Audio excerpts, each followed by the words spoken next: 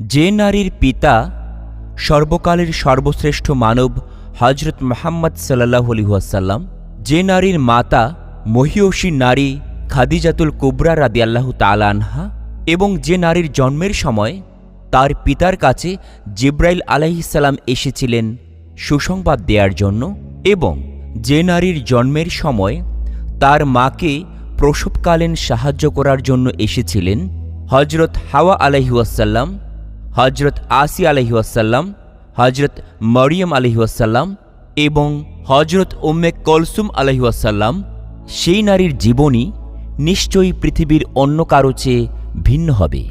প্রিয় দর্শক শ্রোতা, আসুন আজকে জানি হজরত ফাতিমা রাদিয়াল্লাহু তাআলা আনহার জীবনী। ফাতিমা আরবি শব্দ, আরবি ফাতম থেকে এর উৎপত্তি। বাংলায় এর অর্থ হল রক্ষা করা।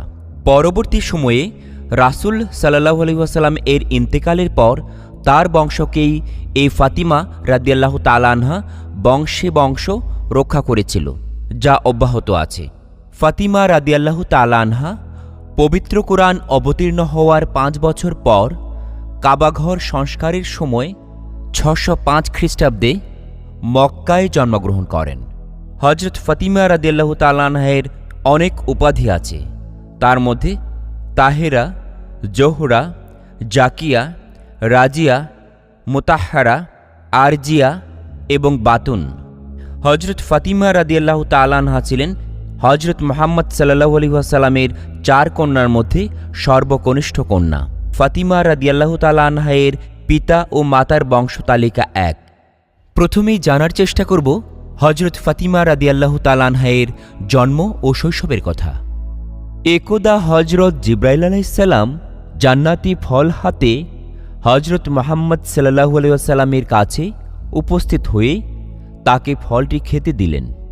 বললেন, এই ফলটি আপনার জন্য, আপনি এটি আহার করুন। হজরত জিব্রাইল আলাইহিস সালামের নির্দেশে রাসূল সাল্লাল্লাহু আলাইহি সাল্লাম ফলটি খেলেন। এই ফলে এমন একটি ঘ্রাণ ছিল যা এই পৃথিবীতে তিনি আর কোনোদিন পাননি। অতঃপর কিছুদিন পর তার প্রিয়তমা স্ত্রী হজরত খাদিজা রাদিয়াল্লাহু তাআলা আনহা গর্ভবতী হন।